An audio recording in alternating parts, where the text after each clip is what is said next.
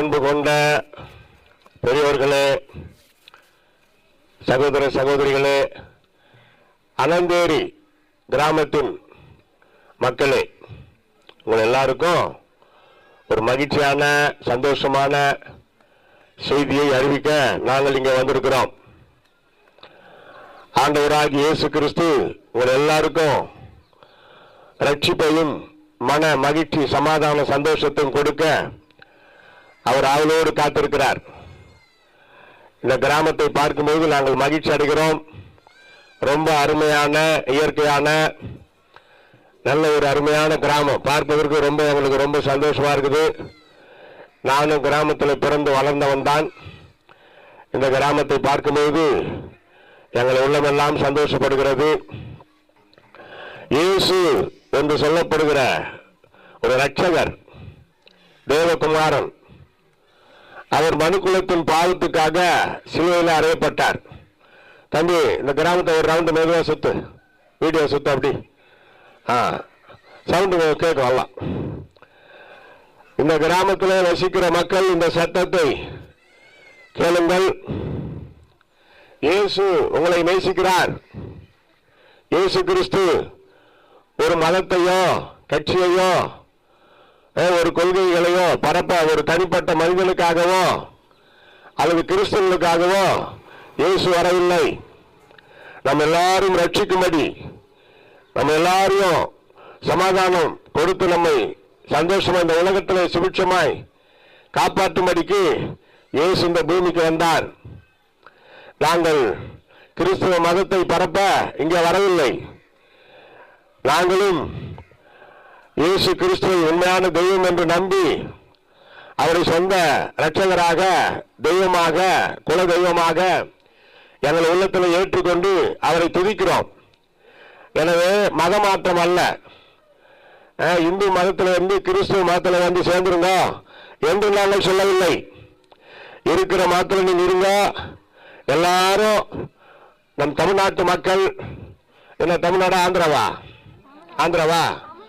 தமிழ்நாடு தான், ஆந்திரா பார்டர். அப்படி இருக்கிறப்போ இந்திய நாட்டு மக்கள் ஆகையினால நாம் இந்தியர்கள். மற்றபடி மதமெல்லாம் நமக்கு பிடிக்காது. இயேசு கிறிஸ்து மதத்தை பரப்ப வரவில்லை. எதற்காக வந்தார்? பாவிகளை ரட்சிக்க இயேசு இந்த பூமிக்கு வந்தார். சொல்லுங்க எல்லாரும், பாவிகளை ரட்சிக்க இயேசு கிறிஸ்து இந்த பூமிக்கு வந்தார். அதான் உண்மையான நோக்கம், அதுதான், வேற ஒண்ணுமே கிடையாது. இயேசு அழைக்கிறார், வருத்தப்பட்டு பாரம் சுமக்கிறவர்களே நீங்கள் எல்லாரும் என்னிடத்தில் வாருங்கள், நான் உங்களுக்கு இளைப்பாறுதலை தருவேன். இளைப்பாறுதல் ஒரு ரெஸ்ட். பயங்கரமா கடுமையான வெயில்ல நடந்து நடந்து நடந்து திடீர்னு ஒரு மரம், பசுமையான மரம், அந்த நிழல்ல நிக்கிறப்போ ஒரு இளைப்பாறுதல். தாகம், கடுமையான தாகம், அதன் மத்தியில ஒரு குளிர்ந்த தண்ணீர் கிடைக்கும் பொழுது எவ்வளவு சந்தோஷமா அதை குடிக்கிறோம். அது போலதான் இயேசு நம்முடைய வாழ்க்கையில ஒரு அமுதமாக, குளிர்ந்த தண்ணீரை போல, தாகத்தை தீர்க்கும் ஜீவ தண்ணீராக, மனுக்குலத்தின் பாவத்தை போக்க இயேசு இந்த பூமிக்கு வந்தார். இயேசு நம்முடைய பாவங்களுக்காக சிலுவையில அறையப்பட்டு நம்முடைய ஜீவனையை நமக்காக தந்தார். இயேசு கிறிஸ்து நமக்காக இந்த உலகத்தில் சிலுவையில மரித்து தன்னுடைய பரிசுத்தமான ரத்தத்தை தியாகமாக இந்த பூமியில கொடுத்தார். இப்படி நமக்காக உயிரை கொடுத்த இயேசு 3ஆம் நாள் உயிரோட எழுந்தார். 3ஆம் நாள் உயிரோடு எழுந்த இயேசு மீண்டும் திரும்ப வரப்போகிறார். எங்க எழுந்தாரு? எப்ப எழுந்தாரு? 2025 ஆண்டுகளுக்கு முன்னாடி இயேசு இந்த பூமியில பிறந்து வளர்ந்தார், அற்புதங்களை செய்தார், நீர்மேல் நடந்தார், செவிடர் காதுகளை கேட்க பண்ணினார், செத்தவர்களை உயிரோடு எழுப்பினார், அற்புதம் அடையாளங்களை செய்தார். கிறிஸ்தவர்களுக்காக செய்தார், எல்லாருக்கும் செய்தார்.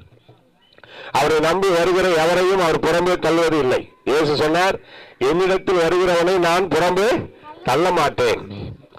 என்னிடத்தில் வருபவனை நான் புறம்பே தள்ளவே மாட்டேன்.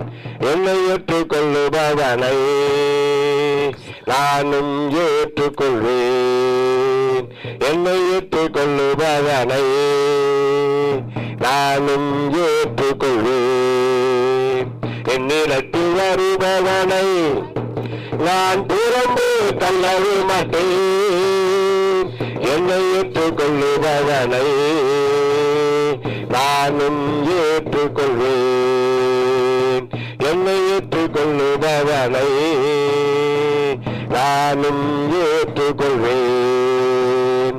என்னை நம்பும் மனிதனை நான் ஏமாற்றவே மாட்டேன்.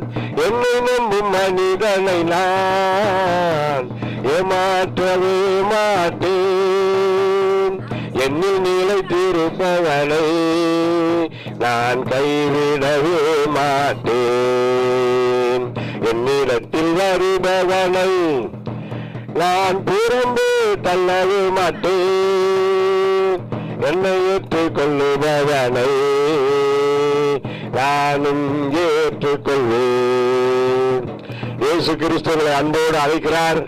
உங்களுக்கு ரட்சிப்பை கொடுக்க, சமாதான சந்தோஷம் கொடுக்க, இடத்தில் வருகிறவனை நான் ஒருபோதும் புறம்பே தள்ளவே மாட்டேன் என்று சொல்லி இயேசு உங்களை அன்போடு அழைக்கிறார். இங்க கொஞ்ச நேரத்தில் இந்த பாட்டுகளை பாடி நாங்கள் ஒரு இயேசு பற்றி செய்தி கொடுக்க போறோம். ஏற்கனவே கொஞ்சம் பேர் வந்துட்டாங்க. தூரத்தில் இந்த சத்தத்தை கேட்குறவங்க இந்த தெருவில் இந்த இடத்துல வாங்க. இன்னும் உங்களுக்கு விரிவா இயேசு பற்றி சொல்லி நாங்கள் உங்களுக்காக பிரார்த்தனை செய்வோம். யாரா இருந்தாலும், எப்பேற்பட்டவங்களா இருந்தாலும் உங்களுக்காக நாங்கள் பிரார்த்தனை பண்ணி இயேசு உங்களுக்கு அற்புதம் செய்வார்.